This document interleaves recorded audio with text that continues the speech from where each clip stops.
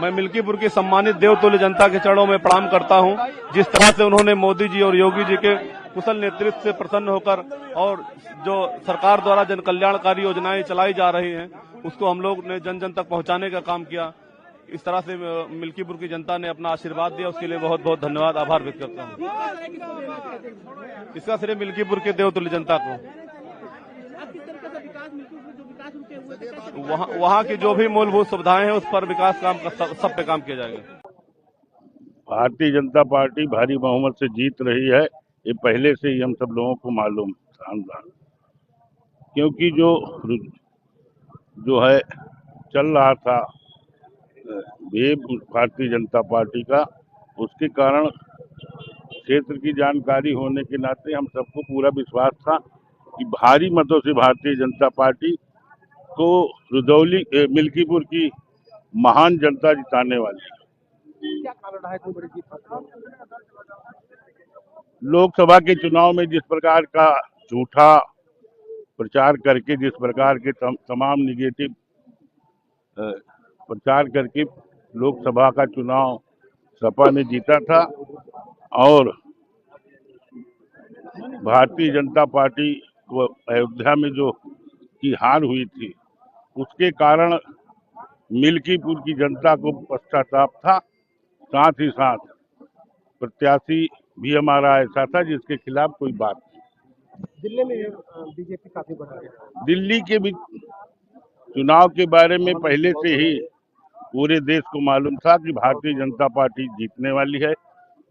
आपके भ्रष्टाचार को लेकर के, उनके झूठ प्रचार को लेकर के वहाँ की जनता नाराज। यहाँ अयोध्या की जनता बता रही कि बुराई पे अच्छाई की जीत होने जा रही है।